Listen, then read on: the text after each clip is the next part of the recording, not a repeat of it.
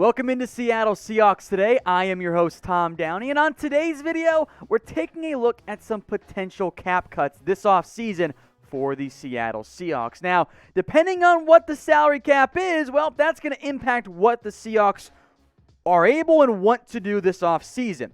If we go on a $176 million salary cap, the Seahawks, as we sit right now, have pretty much nothing. Now, if that number ends up being higher, which I do think it ends up being, there's a little bit more flexibility. Where things get difficult for Seattle is they've got several key players who are going to be free agents. That means there are going to be some tough decisions that have to be made. Now, I would not be surprised if you see Seattle restructure some players' deals, kick some money down the road, free up money this year. That's how smart NFL teams operate, because the salary cap, it's very malleable. You can find ways to create money pretty easily. But there will be some decisions Seattle's going to have to make this offseason. Let's go with maybe the toughest one. That is defensive end Carlos Dunlap. When the team first traded for him, it looked like this was going to be a one-year rental and they'd cut him in the offseason. But Dunlap had a fantastic year after he was traded by the Cincinnati Bengals. Pete Carroll's made it clear he wants to keep Dunlap this offseason. But things get difficult for Seattle. With the way his contract is set up, if they cut him, there's no dead money. They would save all $14.1 million of his 2021 cap hit. That's a lot of money to save for an aging defensive end. However, Dunlap was awesome, man. He came over, and that defense went to another level, and now there were other factors involved there as well. But Dunlap's play was a massive reason why that Seahawks defense closed the year as strongly as they did. His numbers are pretty damn impressive in what amounts to half a season. Yeah, the tackle numbers are low, but quarterback hits and the tackles for loss and sacks were all pretty damn crazy high. And without Dunlap, this team's right back where they were. Not in a particularly good spot when it comes to the pass rush. Maybe LJ Collier breaks out. More on him in a little bit. Maybe Jarrell Taylor has a big-time year. Benson Mayo is a free agent. So purely on the player, you want to keep Carlos Dunlap. You want to bring him back and say, you know what, he might get to 10 sacks next year if he plays as well as he did this past season. But at $14 million, oh, that's a lot. I think the ideal outcome here for both sides is an extension of some type to get his cap number down for this year and reward him for playing so well for the Seahawks. But if you have to pick one, either keep him at $14 million or cut him, which route are you going here? This will be the pinned comment on today's video. So let me know what you guys think in the comment section. Would you keep Carlos Dunlap? Type in K. Would you cut him? Type in C. Now, I did mention, by the way, some potential moves this team might have to try to make. There's a lot of potential cap savings if you cut some of your best players. Bobby Wagner, Dwayne Brown, Tyler Lockett, Jaron Reed, Quandre Diggs, all those guys, you add up that number, ooh, you're talking a lot of money right there. But I think you should not cut those guys. Bobby Wagner is one of the best linebackers in the NFL. Dwayne Brown is your only top-end offensive lineman as far as I'm concerned. Tyler Lockett's awesome. You just paid Jaron Reed. He was better down the stretch. And maybe that one, but probably not. Quandre Diggs, still a very good starting safety. What you should do is probably restructure these guys' deals. Save some money, keep them on your roster, and then end up having a position where you have a little bit more money to play with. And what I mean by restructure, by the way, not a pay cut for these guys, but you can play around with their cap hit in 2020. You extend Quandre Diggs, you bring down his cap hit. It's that simple.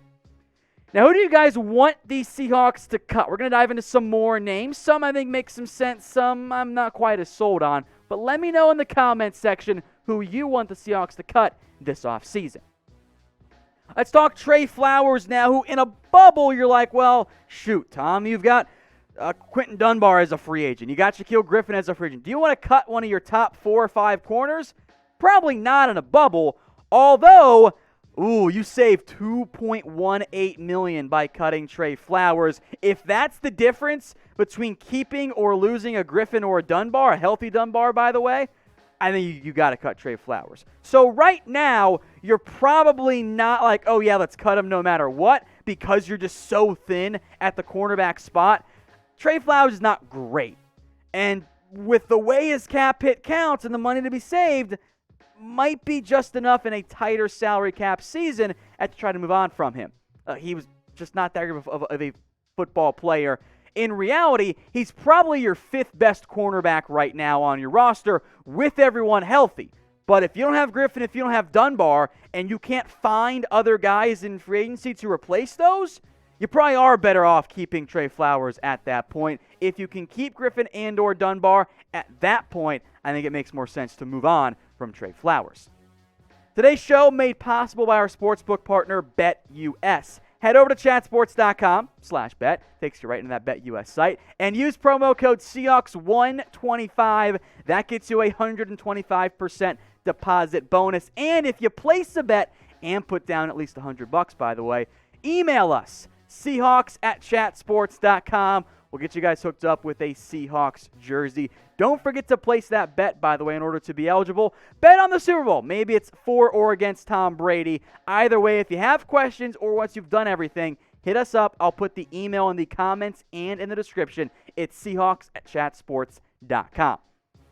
Let's talk Rashaad Penny now, the inspiration behind my Twitter profile picture, because I hated that draft pick at the time. Barely played in 2020. And simply put, I think even the most hardcore of Penny stands out there would agree with me, he has not lived up to his first-round draft status. The issue here for Penny with the way his deal's structured, not that much to be saved on the cap, just a little over $1.3 million. But much like Tre Flowers, if you figure out your running back spot, maybe it is time to move on from Rashaad Penny. I think Seattle wouldn't mind trading him if they could find something back in return. But the injury history is a real problem for Penny. He's shown some flashes when he's been out there on the field. He averages over 5 yards per carry. The issue is he's barely played, I think it's like 53 and change percent of his games. He's missed a lot of playing time in the NFL, and that's an issue. So the money to be saved makes it not quite a slam dunk, but you got to at least consider it, right? And again, if you pay Chris Carson, which we'll see if Seattle actually does that, if you pay him, at that point, you got Travis Homer, you got DJ Dallas. I would be amenable to moving on from Rashaad Penny. So I'm going to put you guys on the spot here. Pick one of these guys to cut. You have to cut one of them in this made-up hypothetical. Type P for Rashaad Penny or type in F for Tre Flowers. Let me know what you guys think in the comments section. Now, if you guys want Seahawks videos all off-season long, I want you guys to subscribe. We're not going anywhere, even with no first-round pick. We're going to keep you guys covered on everything going on around the Seahawks. So if you want to stay updated with videos almost every single day, hit that big red button and subscribe. Let's talk Brandon Shell now. And again, there's a kind of a similar theme in these last 3 guys of you probably in a bubble would rather keep them, but if you find a better option or a replacement, then you should move on. You can save $3.35 million by cutting Brandon Shell this offseason. I thought he was a starting caliber right tackle this year. I don't think he's elite by any means. I thought there were bigger problems on the Seahawks offensive line. But if you keep him, I think you're in okay shape. I think you can survive with Brandon Shell. In the event that you want to go out and pay a Taylor Motton, for example, to be your long-term right tackle who's a better player, I'm on board with that. In that case, cut Brandon Shell. It costs you a little bit more, but you get better at right tackle. What I don't think you can do if you're Seattle is decide right now we're going to cut Brandon Shell and we're going to enter this offseason having to find 3 new starters. I don't think you want to move on from Shell until you know you've got a plan at right tackle. Because Mike Iupati, Ethan Posick, both free agents. You let those guys walk, which I'm open to doing.